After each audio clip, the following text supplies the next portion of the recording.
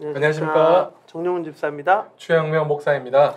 예, 지난번에 가정예배 꿀팁 첫 번째 가정예배 준비에 대해서 저희가 얘기를 나눴었는데요. 자, 그러면 예배가 시작이 됩니다. 뭐부터 시작하나요? 근데 이제 시작하기 앞서 네네. 조금 한 번 더 설명을 드려야 될 것 같은데요. 가정예배 형식은 한두 가지로 정형화되어 있지는 않습니다. 네. 그렇군요. 그래서 그러나 가정예배의 필수 요소 말씀, 기도, 찬양 이 세 가지는 꼭 이루어져야 합니다. 네. 그리고 저는 또 한 가지 더 추가하고 싶은데요. 바로 가정예배 필수 요소 기쁨이 필요합니다. 기쁨.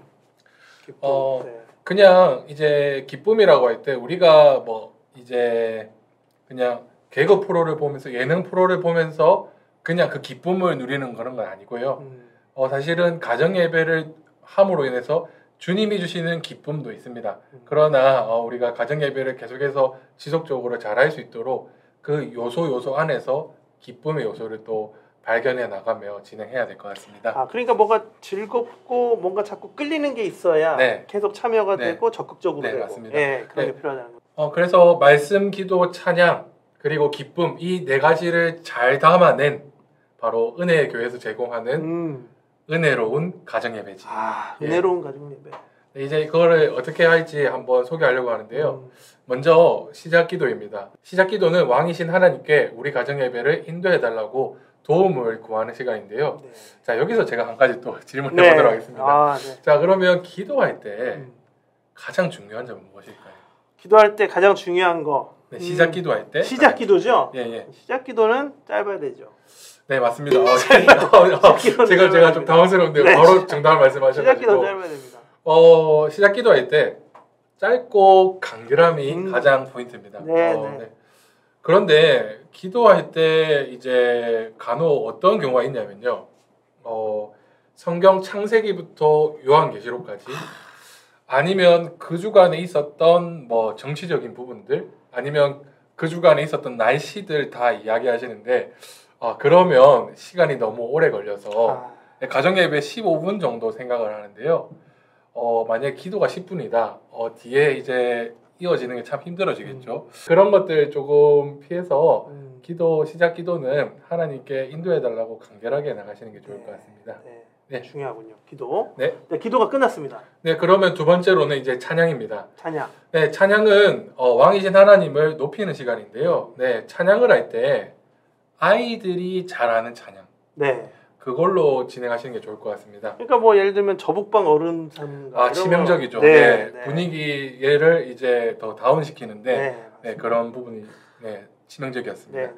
네, 그러기 위해서 만약에 장년들이 즐겨 부르는 찬양들 뭐 수요 예배나 금요 예배 그리고 주일 오후 때 드리는 그런 찬양들을 우리 가정에서 함께 드리고 싶다 할 때는 어떻게 하면 좋을까요? 예배 때 같이 부르려면 미리 공유해서 들으면 정말 좋을 것 같고요. 아니면 부모님이 이제 청소하시거나 설거지하거나 아니면은 뭐 이제 거실에 있을 때 TV를 잠깐 꺼두고 그냥 찬양을 켜놓고 들으시면 아이들도 자연스럽게 듣게 됩니다. 아이들이 금방 배우잖아요. 자, 찬양을 함께 불렀습니다. 자, 이제 제일 중요하다고 저는 생각하는데요. 아이스 브레이킹 활동입니다. 아이스 브레이킹은 서먹서먹한 분위기를 깬다라는 뜻을 가지고 있는데요. 간혹 가다 보면 아이스 브레이킹 활동을 하면서 분위기를 진짜 차갑게 얼음으로 만들어 버리는 분들이 있어요. 지금 영상 보시면서 떠오르는 분들 몇 분 있을 것 같은데요. 근데 가장 치명적인 문제는 그분들이 자신들이 재밌다라고. 나는 웃음 사냥꾼이다라고 생각하는 분들이에요. 그렇게 생각하시는데요. 웃음 사냥꾼이 아니고 웃음 사망꾼이죠. 사망꾼. 네, 그래서 은혜교회에서 준비했습니다. 웃음 사망꾼도 웃음 사냥꾼으로 만들어드리는 아이스 브레이킹 활동을 준비해봤습니다. 그러면 그 순서 제안에? 네, 순서 제안에 들어가 있습니다. 그냥 그대로 따라 하시면 뭐 웃음까지는 못 잡더라도 그래도 진행하기에 어렵지 않을 것 같습니다. 분위기를 좀 완화시키는 완화시키는 거죠. 차갑게 만들진 않습니다. 네, 그래서 이제 뭐 패턴을 만들어 보았는데요. 뭐 감사, 기뻤던 일, 여러 가지 활동을 통해서 네, 이제 주차별로 네, 들어갈 것 같습니다. 그러면 구성원들이 함께 쉐어하는. 네, 쉐어할 수 있는데. 네, 그런데 또 여기서 또 중요한 점은 네, 무엇일까요? 짧아야 되겠죠. 짧아야 됩니다. 짧아야 됩니다. 네, 뭐든지 짧아야 됩니다. 네, 계속 길게 가시는 분들 계신데요. 짧아야 됩니다. 자, 그러면 아이스 브레이킹을 했어요. 그러면 이제 구성원들이 네. 마음을 열고. 네, 마음을 열고 이제 하나님의 말씀을 돌아가면서 읽거나 아니면 시간이 정말 없는 경우에는 외울 말씀 한 절만 네, 읽어도 함께 읽어도 좋을 것 같습니다. 이제 말씀을 넘어간 거네요. 네, 말씀을 읽고 네, 이제 말씀을 다 읽은 후에는 이제 그다음 이제 순서인 말씀을 나누는 순서입니다. 네, 그런데 말씀을 나누실 때 먼저 꼭 읽어 보셔야 합니다.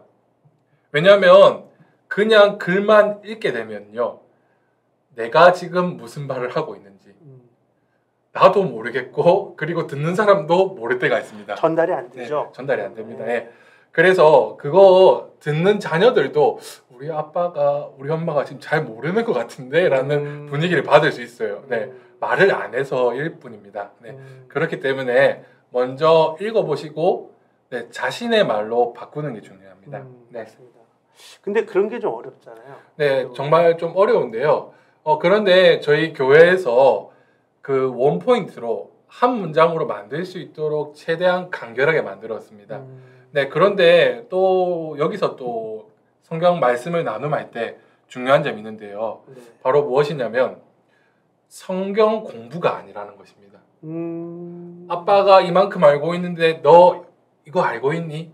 엄마가 이만큼 알고 있는데 남편 그리고 자녀들 이거 알고 있니? 네, 그거 아닙니다. 네, 성경 공부 절대 아닙니다. 지식을 전달하는 형태의 예배가 아니다. 네, 지식 전달 아닙니다. 우리가 가정 예배를 드리는 이유는 하나님이 우리 가정에 하시는 말씀이 무엇인지 듣기 위함이지 성경 공부, 지식 전달하는 시간이 아닙니다. 이거 진짜 중요한 얘기네요. 네. 그래서 더 은혜롭게 그리고 더 기쁨이 넘치기 위해서는 우리 가정에 주시는 말씀이 무엇인지를 부모님이 먼저 정리하셔서 한 문장으로 이야기하실 수 있어야 돼요.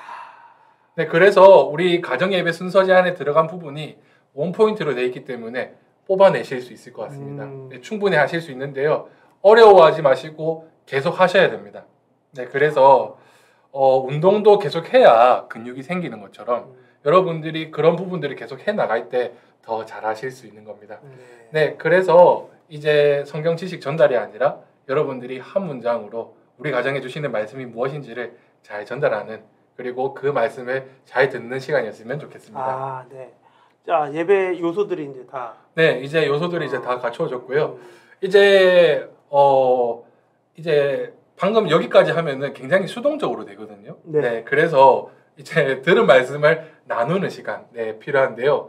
자녀들이 말씀을 잘 들었는지 자녀들이 한번 이야기할 수 있는 시간을 만들어주면 좋겠습니다. 그래서 그 아이들이 다시 한번 들었던 내용을 이야기해 나갈 때 뭐 한 문장이라든지 아니면 간단하게 들었던 것을 단어로 이야기할 때 어머니 아버님이 그런 부분에 대해서 이제 들어주시고 그런데 끈기 있게 잘 들어주셔야 됩니다. 재촉하거나 다그치면 안 되고요. 잘 들어주시면 아이들이 그것을 잊지 못할 것 같습니다. 네. 이제 그게 이제 요즘 말하는 플립 더 러닝, 이제 거꾸로 학습이죠. 네, 그래서 그런 부분들을 계속해서 해 나간 다음에 아이들이 성경 이야기를 잊지 않을 것 같아요. 네. 그렇게 되면 정말 이게 어떻게 보면 가정 예배의 묘미. 네, 묘미죠. 가정 예배에서만 느낄 수 있는 게 바로 이런. 네, 맞습니다. 그래서 부모님과 나눴던 그 성경 이야기들이 자녀들이 장성에서도 잊지 못할 것 같습니다. 계속해서 기억에 남을 것 같습니다. 이제 구체적인 적용을 위해서 나눔을 해야 될 것 같습니다. 교회에서 제공하는 질문이 한 가지가 있는데요. 그것을 통해서 나눠보시면 좋을 것 같습니다. 우리는 그 설교를 들을 때 그냥 은혜 받는 것으로만 끝나는데요.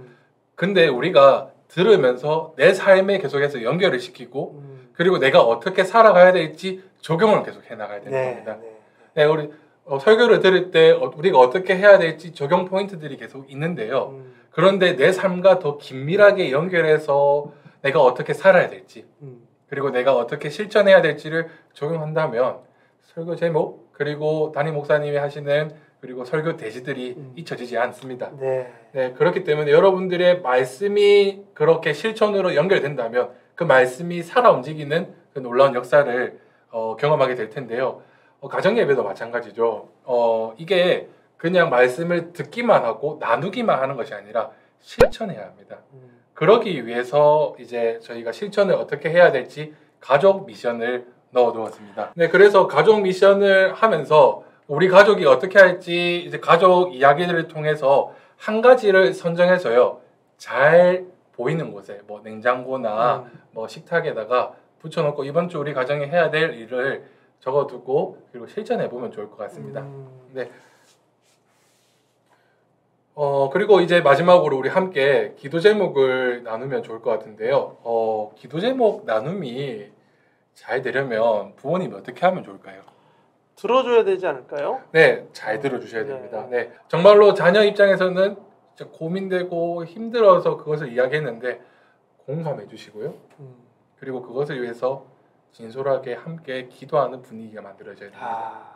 네, 그리고 자녀가 나중에 가정 예배를 드리고 뭐 한 달이나 두 달 뒤에 엄마 아빠 내가 이렇게 우리 가족들과 함께 기도했었는데 이렇게 됐어요라고 나올 수 있도록 네. 응답에 대한 이야기들 네, 나눌 수 있도록 그게 한두 번만에 이루어지는 것이 아니라 꾸준히 그리고 없을 수도 있습니다. 그렇지만 꾸준히 계속해서 하다 보면 언젠가는 주님께서 그 가정에 많은 열매들을 믿음의 열매들을 맺게 하실 겁니다.